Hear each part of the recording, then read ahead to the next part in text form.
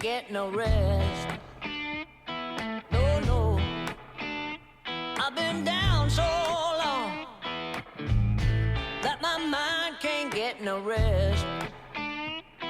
No, no, this ain't easy, darling, 'cause the devil's on my trail. I've been running so long that my feet don't work no more. Oh yeah, I've been running so long that my feet don't work no more. Oh no, it ain't easy, darling, when the devil's on my trail. Oh yeah.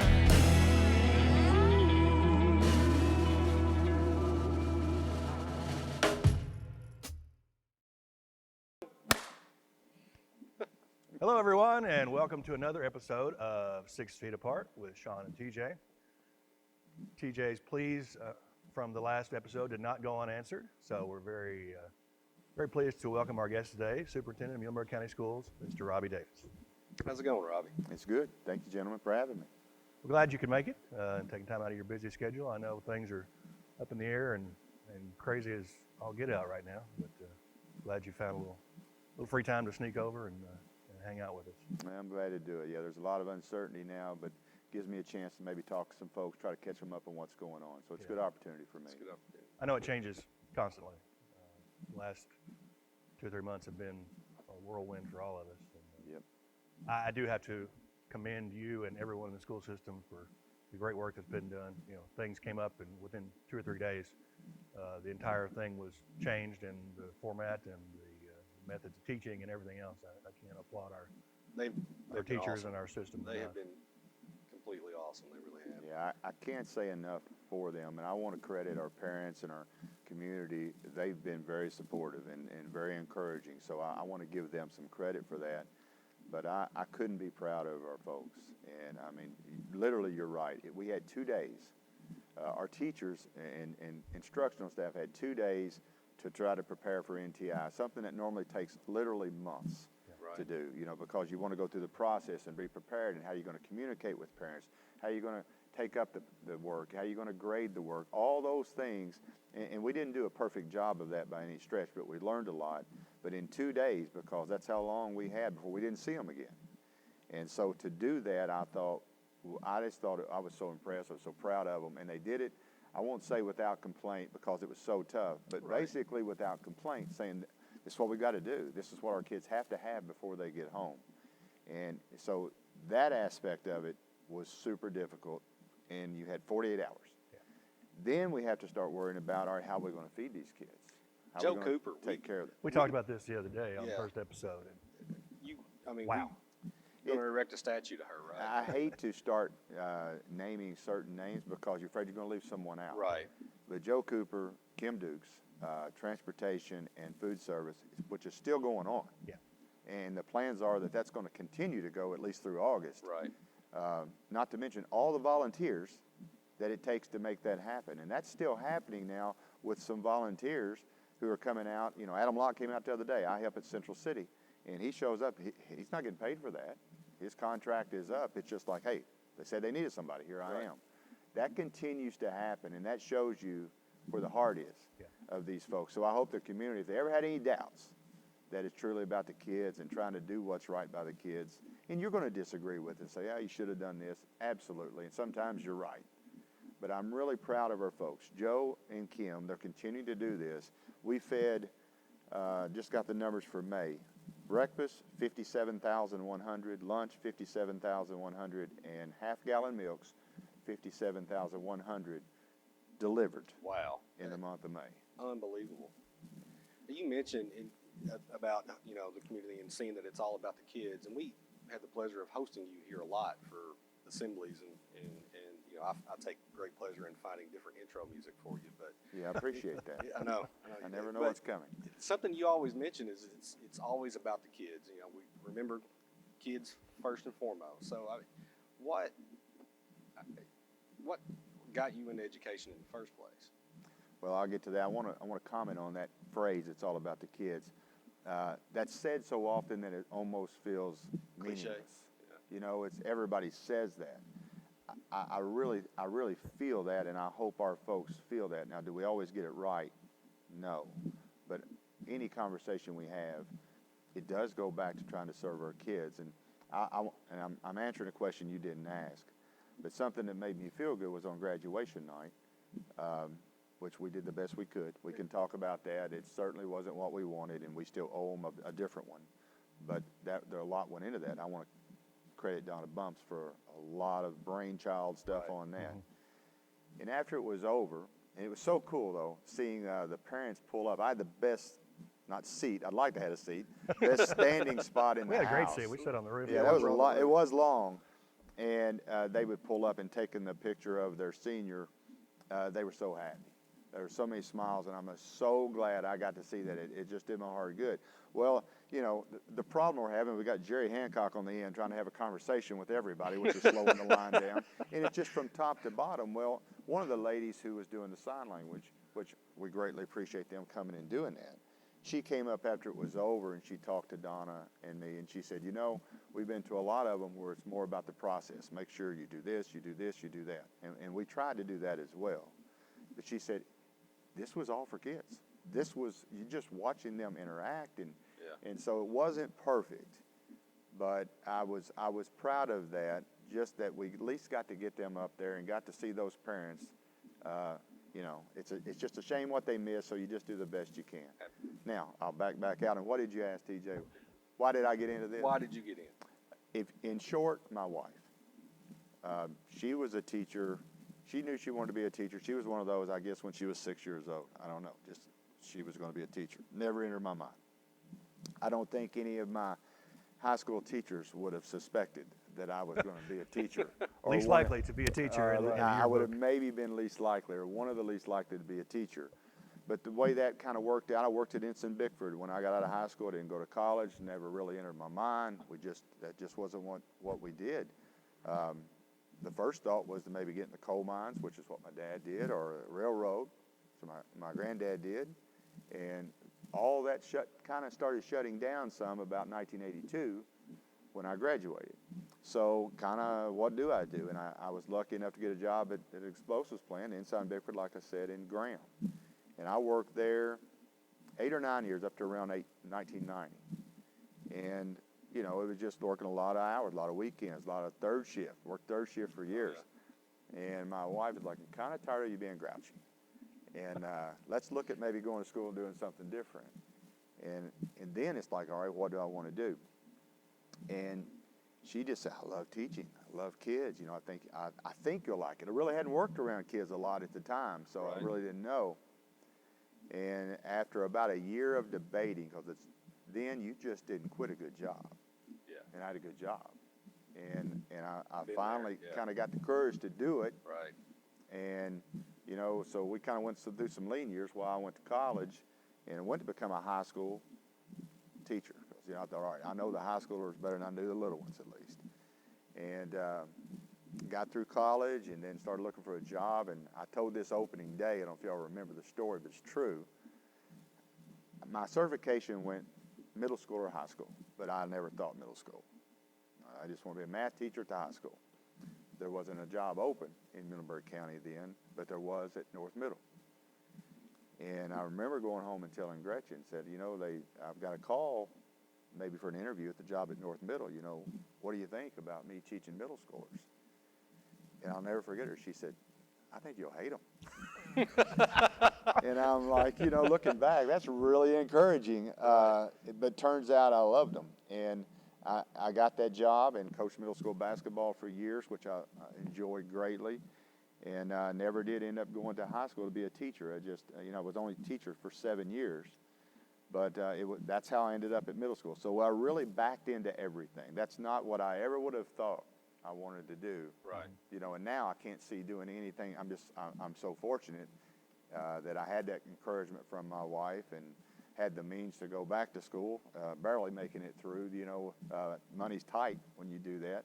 And so it's worked out really well. But that's why here, almost at 56 years old, I still don't have my years in because I started late. We just thought you loved it so much you wanted to stick around for. Well, I do. Right now, these last 2 or 3 months are a little more stressful than Right. usual, but I certainly did enjoy teaching. I didn't do it long enough. If I had to do it over, a kind of an opportunity opened to get into administration, athletic director actually, which I love sports. And it was just one of those opportunities that I jumped at. But if I had to do it over again, I wish I could have taught longer, because when you're teaching, you have those relationships. Coach even the most. Coaching, I think, the closest relationships, seemingly. And then teaching, you know, you do get to see them every day, and you've got a lot of them, so it's hard to know them as well as you'd like. But the problem with, if you want to call it moving up, changing jobs, every time I've changed, it's one step further from the kids as far as truly knowing them. Yeah. And I miss that. That's something that's, you know, I want to stay connected. I try to get in schools every week, each school, but it's not the same as having a conversation like with you guys every day. I think that's probably a highlight for both of us. Oh, yeah. Working here is the kids that we have in Mustang Drama, and our interns and the students that we see every day and we work with closely. And you will forever. I still see some, you know, it's from different phases when I see kids out. It's the phase where I was a teacher, you know, 7-year stretch of that, or when I was their coach, or, you know, when I was their principal. So, you know, kids from different phases, and I find that from principal and certainly from superintendent, you don't know them on the same level as you did as a coach or as a teacher. Right. My mom taught kindergarten, first grade for over 30 years, and it still marvels me that she can pick out a first grader 30 years later that she's probably only seen twice, you know, in the years since then. And Or when you're out in town, or I was at the doctor's office the other day, and the nurse asked me, "Are you Belinda Teague's son?" I said, "Yes." She was my third grade teacher back in, you know, whenever they still. It's always. I get nice. that from my grandmother, who taught it longest for years, and from mom, and now from dad, who taught and still subs all the time here in the high school and middle school. So I was Sean for a little bit of my life, but you know, Miss Mooningham's son, HC's boy, and then I was Sean for a little bit, and I was Gabby's dad. So you know, it happens. Getting back to the students, we saw that firsthand when we did the senior parades out here for them to pick up their graduation materials and for their last day of dropping off work and stuff. The amount of faculty and staff that showed up and lined the parking lots just to lay eyes on the kids and just to say hello and just to say we miss you and we're thinking about you. And that last day in the rain. In the rain. They showed up in the rain. Yeah, and you the saw the cold rain. response of the kids, so you know. So many parents came through with the kids filming everything because it was, you know, such a big chunk of their senior year that they had missed out on, and you could see how much it meant to them to have that connection. Yeah, and it's not just seniors, you know, it's all the kids all the way down, you know, missing out on those connections. With seniors, since it's their last year, it magnified it, you know, because they don't get to come back next year. Hopefully it gets normal at some point and get back into it. They did not have that opportunity. So you hate it for the seniors, whether it be sports or band or whatever it may be, not just the classroom, that's how it ended. And, you know, we tried to do the best we could to give them, you know, the attention and the experiences that they deserve, but we could not make it the same. Yeah. No. Well, it'll definitely be something they'll never forget. And kudos to everyone in the district for doing what they did. And the community. And the community and the parents and business, everyone who contributed to those things to make sure that it was something memorable and meaningful for them. I agree. We're going to step away for just a second and thank our sponsors for the week, Old National Bank and Tucker Funeral Home. And we'll be back in just a second with more with Muhlenberg County School Superintendent Robby Davis.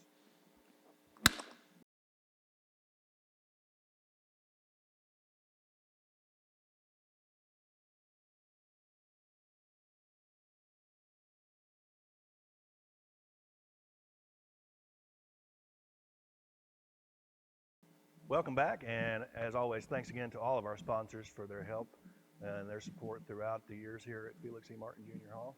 If you have questions about the show today or guests you'd like to see in the future, please reach out to us at info@felixmartinhall.org. And welcome back, Sean, TJ, 6 feet apart, again here with Muhlenberg County School Superintendent Robby Davis. Thank you. And we We talked sort of about what got you into education and the things that have been going on, which has been, nonstop changes. So, do we have an idea of what our changes are going forward, or what's next? It's a pretty big question. One thing I do want to say, I'm trying to figure out how to communicate effectively, timely, without being too much. And unfortunately, a lot of the answers I have right now is, we're looking into it and we don't know. And Right. It's frustrating for me. So it's bound to be frustrating for some parents who are trying to make plans and all as well. So we can jump around however you would like. There's various questions, about school calendar, fall break, all these things that are legitimate questions as people try to make plans. And anything past a week, it seems like it's hard to know for sure that those plans will be solid. Yeah, saw the meme where the biggest waste of money this year was a 2020 planner. Yeah. So there's Yes. just no. Absolutely. What about you brought up calendar? We could start there if you like. What do you think the options are? What's the district looking at as far as going back to school? What that calendar looks like, or are there multiple options that you're looking at, or? There are. I think we're slated to start now August 6th, and as of now, that's still in the books. As we get closer, it looks like maybe that's less likely to happen. I hope that the June board meeting, which I believe is the 18th, whatever that Thursday is, that we can announce a calendar, and it may very well be a calendar change. So I want to say we're settled on one because, again, the board ultimately makes that decision. What we can do is either provide 2 or 3 options or recommend one. And I would think now August 26th is more likely than August 6th. Again, I'm hesitant to say that, Right. and something changed. And I said, well, you said this. We've got 2 weeks till the board meeting. Right. It may change 9 It times. may, right but now. what we think we need to do is we need to get a calendar out there that at least we think is reasonable and we think is most likely, so our parents can plan and our staff can plan based on that. Is that, when you say we, is that just the district that the district has to come up with their own calendar for the county, or is this passed down from the state as recommendations for all districts in the state? Is that? They're really kind of staying out of this one. So a lot of things, it does come from the state, or our health department guides things. Okay. Often we talk to them every day. But this is one where it's pretty much up to us. And I don't want to go into the weeds too much, but there's some rules in place that if you start later, sometime around Labor Day, you have a little more flexibility. Not only do you buy 3 more weeks of maybe working through problems, or maybe this virus is dying down some, Right. but it also gives you some flexibility, because as of now, the state law or the regulations are basically this statute. You have to go a minimum of 170 days. The kids do. The kids have to be in school a minimum of 170 days, and they have to get at least 1,062 hours of instruction. Now, I'm getting into a lot of weeds here, but if you go later, if you start up around Labor Day, the 170 days is no longer a requirement. So which means is when you get your 1,062 hours in, if you go a little extra each day, we may add 15 minutes to a day or something. If you do that, then you get your hours built up. And I believe if we did the August 26th, I think it would be 162 days kids would actually be in school. So you get some flexibility if you go later that you don't get if you start August 6th. And we haven't done that in forever, so we really just kind of found that out last year when they said, all right, just get to 1,062 hours because it's crazy.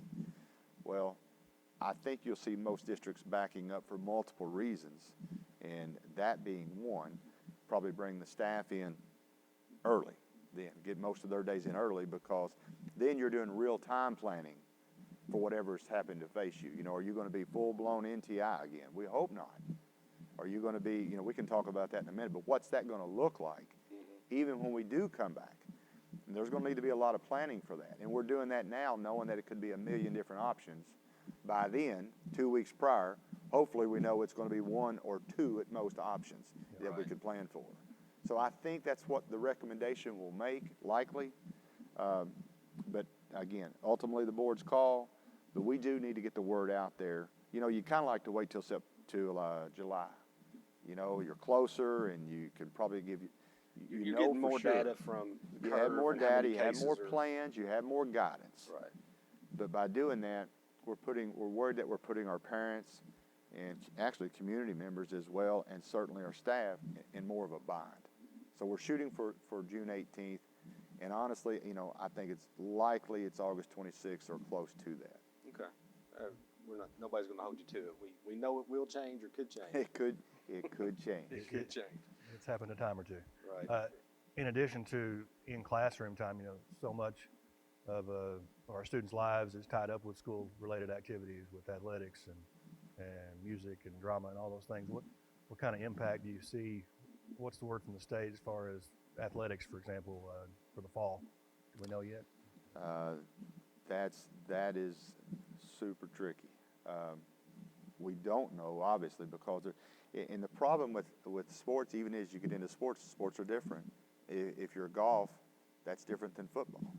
And so how are they going to handle that? And we're just starting to get some guidance. Actually, tomorrow will be the first day that coaches can actually meet with kids. So I'll go through that real quickly. When I say sports, that would include band. That would include some other things as well. You're talking about, you know, sponsors and coaches getting with their kids. So they came out last Thursday or Friday with some guidance and said, all right, here's what you can do. This week we're in now, and next week, if the coaches want to bring their kids in groups of 10, which we read that to be one coach or sponsor and 9 kids, they can do that just to talk to them. And that's with a lot of guidelines. That's with a lot of safety precautions. That's with a lot of logistical work just to bring them in and talk to them. Because you think band, with how many kids are in band? Over A 100. lot. Yeah. And you bring them in, you know, this many times. And so there's a lot of work to go into that. And actually, I'm going to have a talk after this. I'm going to get to talk with some coaches about, and then Miss Bumps and Jerry Hancock are going to be meeting with them. Here's the expectations. Here's what we have to follow to make this happen. So that 2-week time frame, just to talk to them, which definitely has benefits. Now, does it worry me? Yeah. You know, anytime you're starting, you know, will the kids adhere to this? You know, make sure the coaches are doing right. Make sure we're being as safe as we possibly can with our kids, because that has to be number one. But once you take care of that, if you can, all right, now you got your relationship piece. You're looking your coach in the eye, somebody that you typically respect.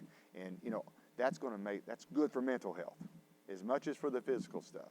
So that's going to maybe start happening, I think, maybe tomorrow, if they've got that schedule worked out. But they do have to follow a lot of those guidelines for this week and next. After that, it opens up a little bit more where they can, you know, come in and do maybe drills. It won't be then, it won't be games, it won't be physical contact, but, you know, maybe you can do certain drills or whatever. You know, in band, you got your own. It's pretty vast, the plan for this, but it does open up a little bit more. And then after those 2 weeks, maybe a little bit more. Maybe some sports can start doing some things that other sports can't. Basketball and football, right now, they specifically mentioned, are still pushed back some because there's so much contact that goes into that. So they're kind of opening up in phases to see how that would go, and they did vote to do away with the dead period. I think that was went back and forth. I watched that board meeting, and they debated basically on had that. a dead period anyway at the end of the year. That was the thinking is, hey, they basically had a 3-month dead period already, or however long it's been. Let's get them back in front of their coaches. So, again, I can't tell you how much we worry and stress over the safety aspect. Are we doing them right? Because kids are invincible in their minds. Oh, yeah. And, you know, we were all kids, you know, some longer ago than others, but you don't think about that, so it's our job to think about that. And it's the coach's job not to just work on the skills and all that, but to make sure they adhere to whatever we put in place, because the parents have to be able to trust us. If they're going to send their kid to do whatever it may be, they've got to know, and we've got to communicate to them that we're doing the temperature checks. We're asking the right questions. We're wearing the mask. And then it gets into that second phase when a kid is basically conditioning, because they're worried that kids will basically try to jump back in full bore and you may start having injuries or whatever. Right.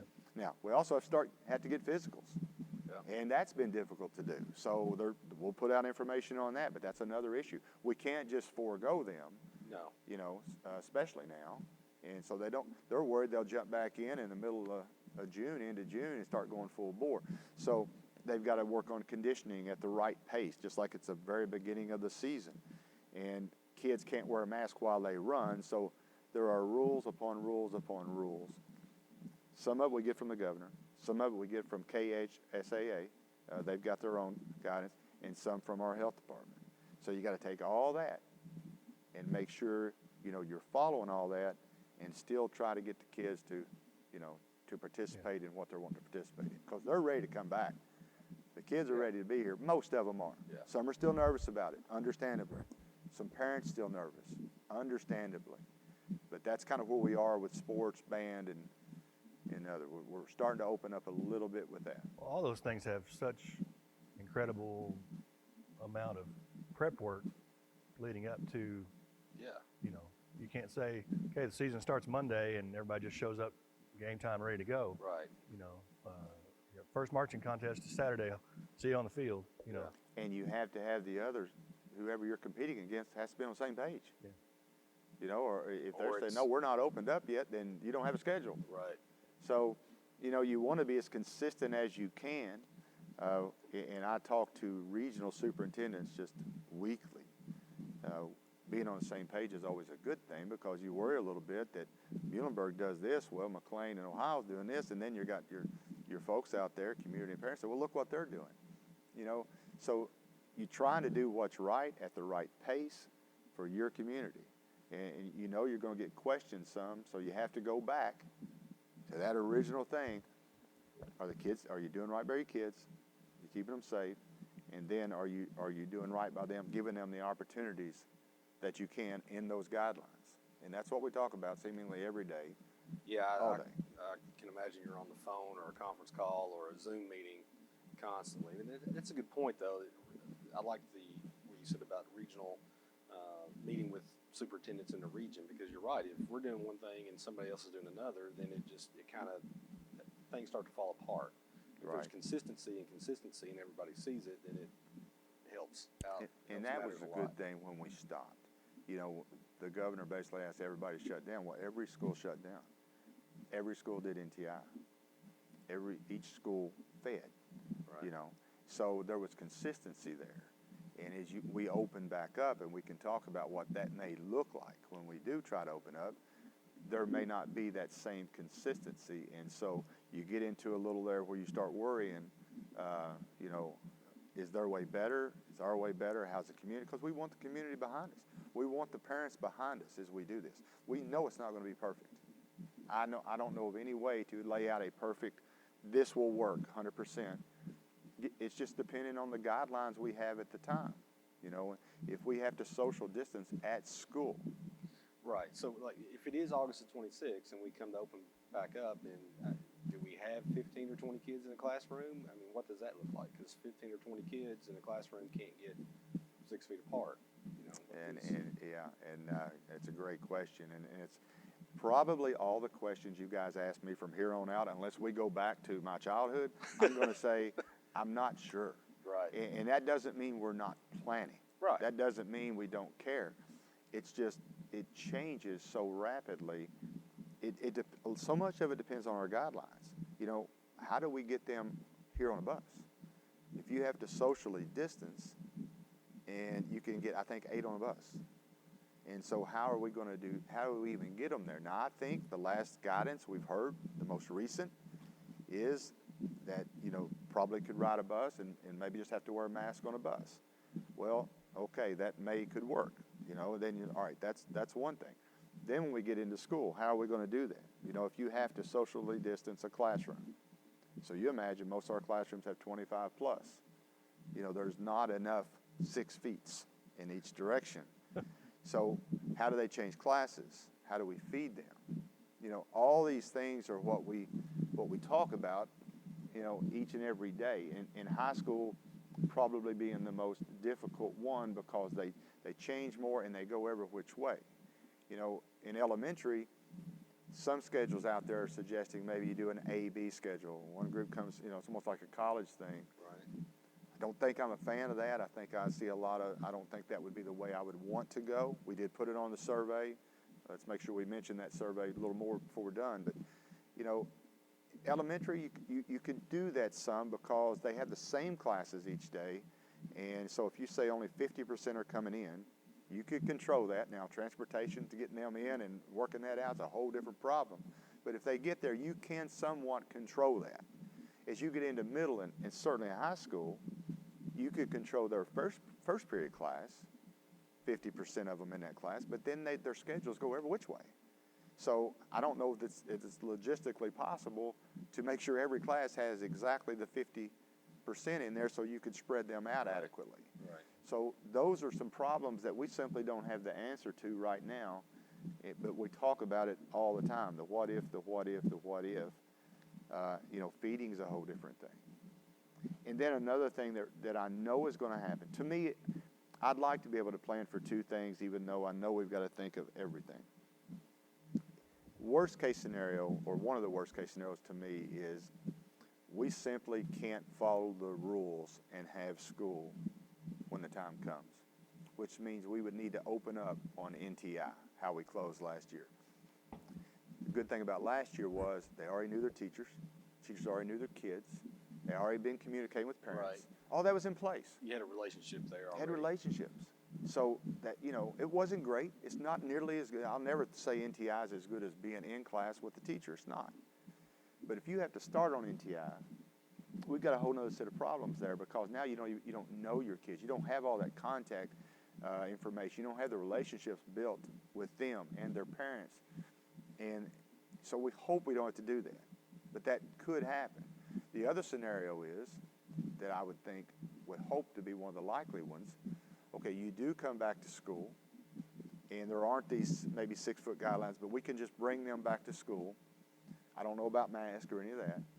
But even in that case, which would be a best case scenario sort of, I know there's going to be parents and kids, and the survey's already showing it, they're just not comfortable. They're not comfortable coming back. No matter what you tell me, Mr. Davis, I kind of believe you, but this is how I feel. I'm just not comfortable. And you can look at that on where we are, just like with churches.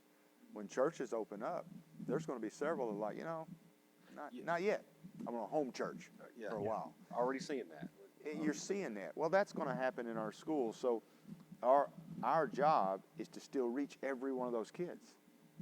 So that's what we're trying to figure out now. It's one of the things on our plates is if they do come back to school, but 200 or 300 or 500, how do we know that number?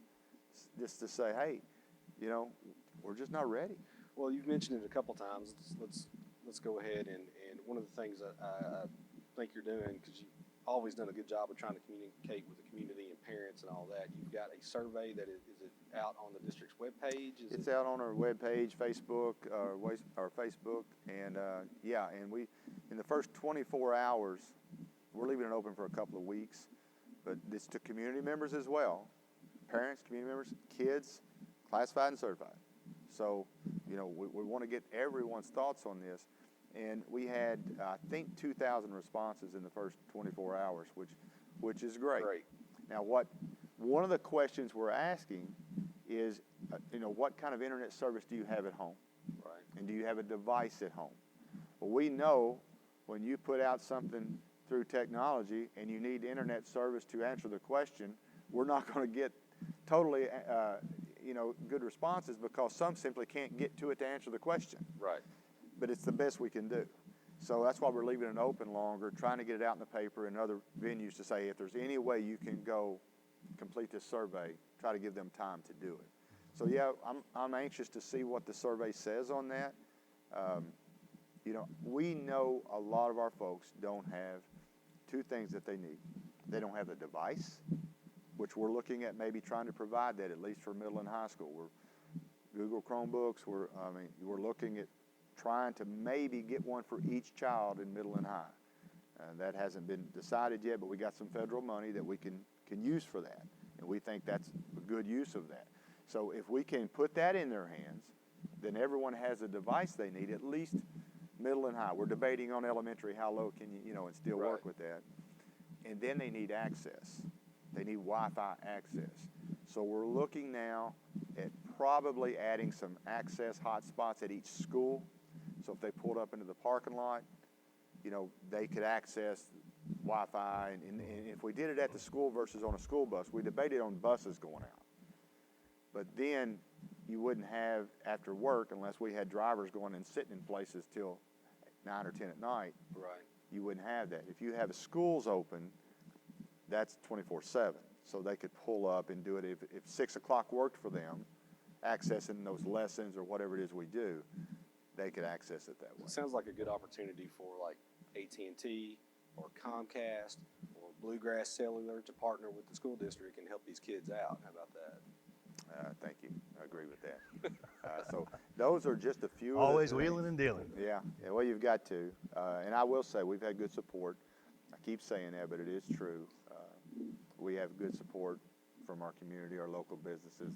They're pretty much willing to do anything they can within reason to help our kids. And you saw that with the graduates. Right. I think that's true for everything. But that's kind of what we're facing and coming back. It's so wide, and I hate it. I'd love to be able to sit here and talk to the parents through you and say, here's exactly what we're going to do, plan for this. We're planning for a broad range of things, hoping we can Right. continue to narrow that down. Well, and we talked at the beginning that, once a month or however, if you call and say, hey, we got some new information I really want to get out, we'll do whatever we can. Probably could do that daily. Yeah. That would be a little much for them. The other thing I did want to mention, because I know it's a common question with parents and with our staff, what about fall break? Right. Well, I mean, you could make a couple of cases there. One, if you start as late as one of the calendars may be in September, early September, and you go 4 weeks and you're going to have fall break, that seems a little counterintuitive. That seems kind of silly. You start August 26th. Do you really want to have a fall break? Well, the thing we're looking at and considering, a lot of folks, they make fall break plans in January or February. And a lot of them, their spouse may work at another job. Like my son works at Logan. He'll try to work his calendar, Around hers. with Charlie's, his teacher, and so they can, so they've already done that. So a lot of those things, and which means condos have been, paid for and all this stuff. So that's got to come into our thinking as well. And so I think it's very likely we'll have a fall break if we start August 26th. The survey that's one of the questions. And I did just look at that this morning, just the first 2,000 responses, and it's 57% at this time are saying still want a fall break. 17% said to do away with it, and the rest of them said whatever. So you're looking at, that doesn't surprise me. Right. That's happening. So I know that's a common question, like tell us something so we can make plans. My household would be in the 57%. Yeah. And Yeah, I don't sell understand. yourself short either, because we were both on a Zoom meeting when you were talking to teachers about it. And like, I still want to have a fall break because I think that by that time you're going to have pulled all your hair out and Yeah. you've got stuff scheduled and you need to get away and go to wherever it is you go for your mental health. So Right. I did hear you say that. Well, that was the goal.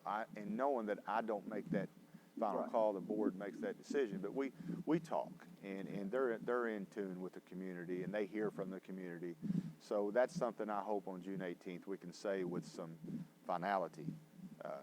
Fall break will happen, and I think it will unless something just drastically changes. I keep hedging my bets on everything you ask me because some of these things take votes, and some of them you're kind of waiting a little bit longer. Well, But yeah. our folks deserve to know because it's not just the kids, it's their parents and going somewhere. And so the thinking is, in my mind, if we had fall break or we didn't have it, they're going anyway.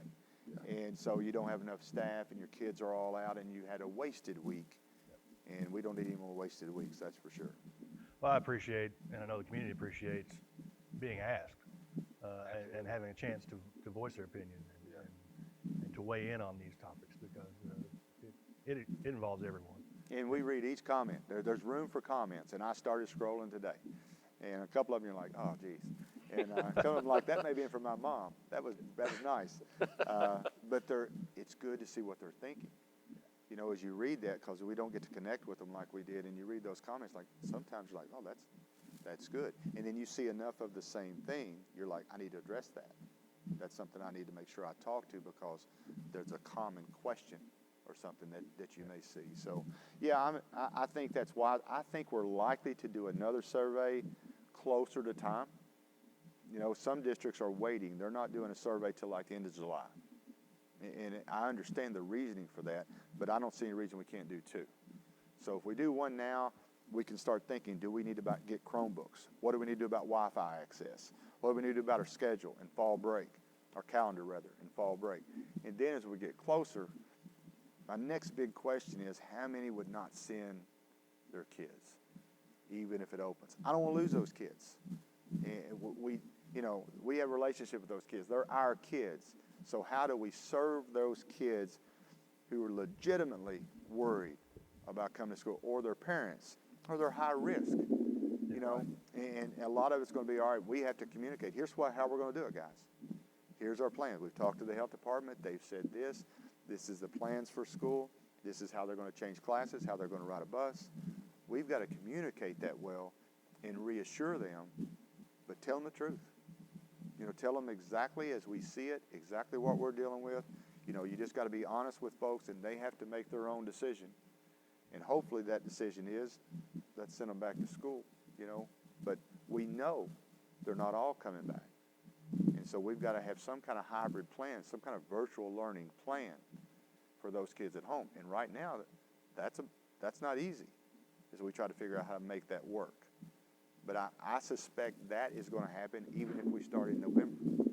There will still be some parents that are leery. And, you know, maybe they've had someone in their home have this before. They've seen it. You know, they're just, for whatever reason, they have health issues already. They're really worried about it. So that's one thing I want folks to know. We realize some of you feel that way. And we are trying to make plans that we can cover that when that happens. What we don't know is that 50 kids or is that 500. So you got staffing that you've got to figure out how do you serve them adequately? Because I don't know that a teacher can take care of a classroom and take care of a classroom at home. Right.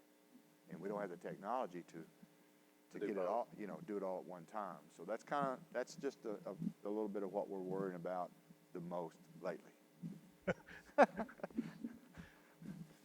Yeah, tomorrow that may all be. Yeah, something that one's gonna be there. That'll linger, I guess. That one's gonna be there, yeah, because we don't know till the first day. But again, we'll probably do another survey closer to time, and parents will know more. You know, maybe this gets a lot better. Maybe there's you know, something they can do to make them feel better, something that's out there then. So we know our numbers could change either way from what we see now. But I think it'll be a good barometer on what we get now. Well, the information you get from this first survey can help inform questions for the second one. Absolutely. Yeah. That Absolutely. gives you start narrowing the funnel down and seeing Right. where people are. Now, and the other thing that I think I see a divide in our county on, and it's I'm not judging one way or the other, but will they be required to wear a mask? Right. You know, that's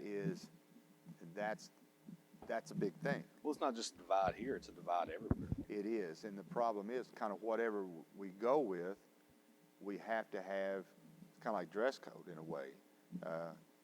Not everybody agrees with dress code. You can't get 3 people together and agree with dress code, and I understand that. But kind of whatever you settle on, you need people to kind of Everybody say, gotta comply. okay, I don't like it, or Right. I do like it, or whatever, but we're going to go with. You need consistency. Can you imagine being the kindergarten teacher trying to keep 15 You know, those kindergartners with things- a mask on? I was on a webinar just this morning with several other superintendents and some people from the State Department and the lawyer for the state. And that was one of the things that we talked about masks and how in the world can we keep, you know, mask all day on the little ones? And then you get to high school and some of them, you know, what are we going to do? We're going to, if they decide to take their mask off, you know, how are we going to handle that? Are we going to overreact to that? And, you know, Yeah. those questions come into play because I know there are some parents out there that would say, listen, if my child has to wear a mask all day, they're not going. And I'm not judging you. I'm just saying I know that attitude's Yeah. there. There's also the attitude out there that if everyone's not wearing a mask, I'm not sending mine. Right. And so Yeah. there's a really good chance we're not going to be able to make everyone happy. So what you do is you try to decide what does go back to that ultimate goal. Keep your kids safe first, and then we get into everything else.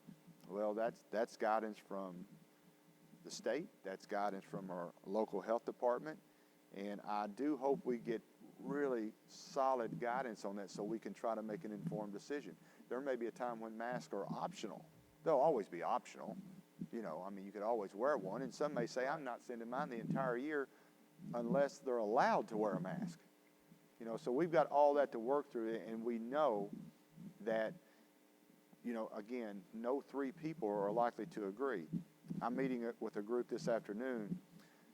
I've asked a group of the principals to give me two people from their site-based councils, one parent from each site-based council, one teacher from each site-based council. So to me, that's pretty representative of the district. And I'm going to start meeting with them. My first one is this afternoon. And I'm looking forward to hearing their thoughts on things. And my guess is they're not all going to come down uniformly on one thing or the other. Right. What I need to be able to do is to communicate effectively, and as much as I can, to get folks to trust that we're trying to do what's right by the kids in the district. There's no shortcuts. There's no easy answers, but building trust with the community is really important, and I think that comes from, you know, communication and being able to look them in the eye and tell them the truth all the time, as you see it at that point. And that's why I'm going to come on. And I told you guys a lot of what I'm going to say is, I'm not sure. I know. And if you say that so much, you're like, that guy doesn't know anything.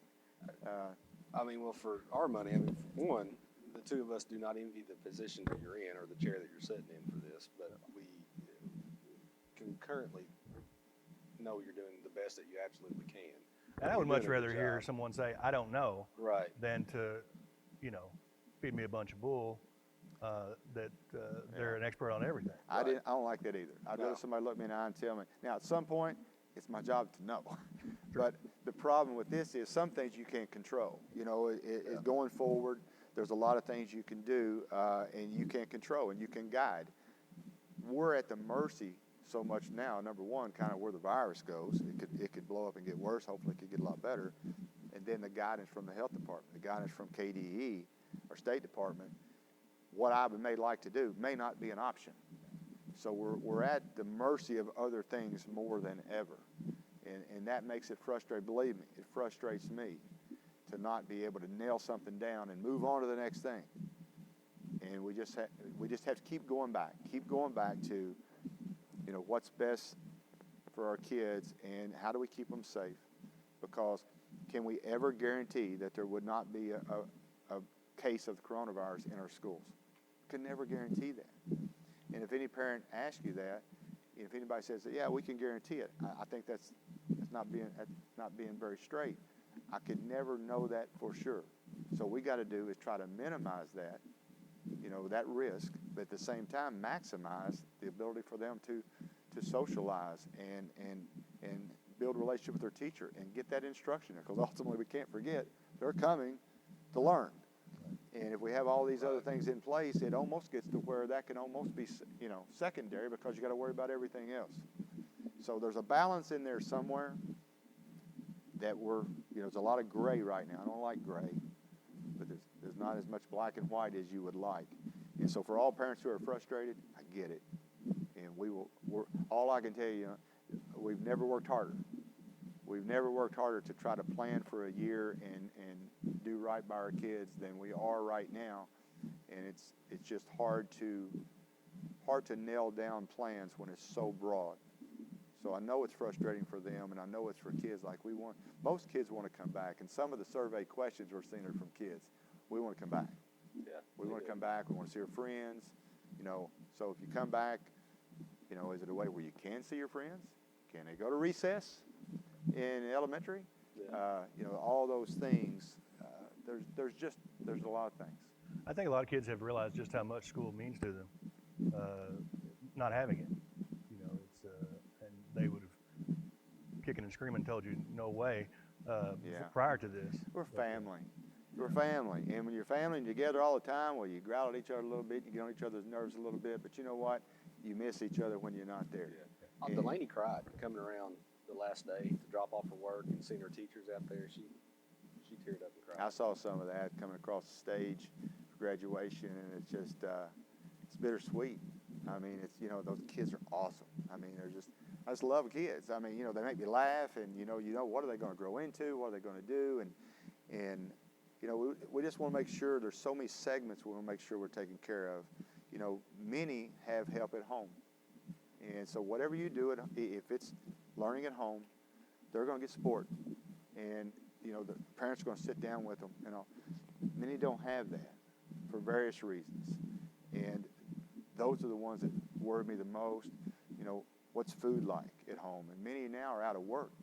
We are blessed in the school district that we got to keep working. You know, we got to keep drawing a paycheck. Yeah. And so not only are we fortunate with what we're doing, yeah, this is super difficult, but I'm telling you, the rewards, getting to see those kids' graduation and all this, they far outweigh the difficulties. I would not, yes, this job can be difficult, but I wouldn't trade it because of, I'm dealing in the coolest thing possible, kids, you know, and it's kind of all worth it. But we know it's very difficult to service some of our special needs kids. You know, we're having conversations about that. And our poverty kids, they can't just go out and buy a Chromebook. You know, can we provide that? And then access to them. And those are the things that you worry about. The longer you stay out, maybe the bigger gap you're creating. Because, you know, when they all come to school, well, they're all the same. They're our kids, and we're teaching them all the same. But when they're out, then it becomes, a lot of it is what resources do they have at home? How kind of support are they getting from adults at home? And then you see this group that has it and this group that doesn't, and then you worry that when we do get them back, there's a bigger gap than ever. Gap. So that's why we want them. We want them back in school. But we greatly appreciate you coming out and talking with us and talking to the community. Is last words, anything you want to get out for sure or reiterate? Talked about the survey. If you want to message the parents or anything like that. Well, just parents, bear with us. We are trying. We're asking the right questions. We're looking for the right answers, knowing it could change.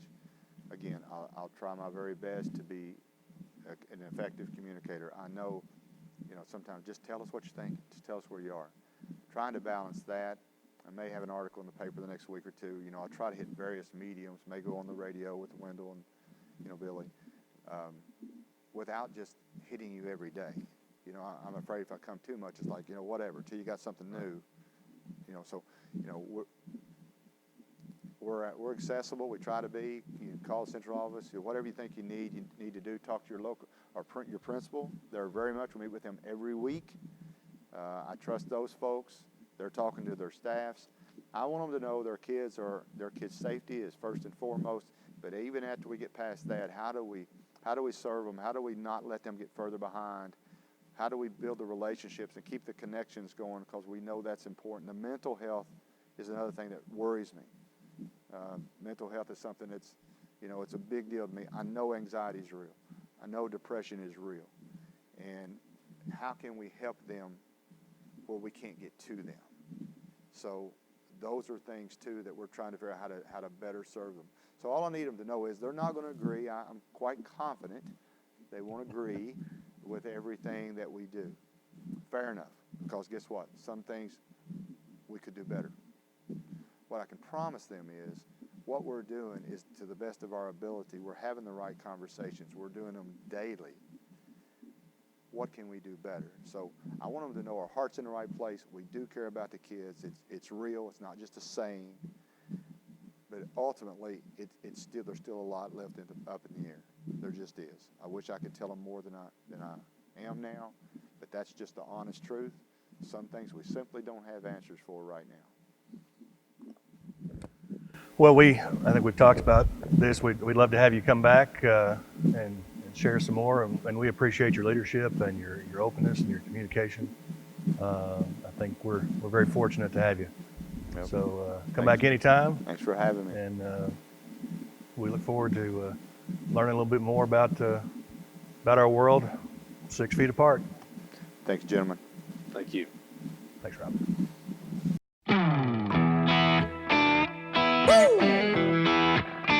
All right. Well, I've been down so long that my mind can't get no rest. No, no. I've been down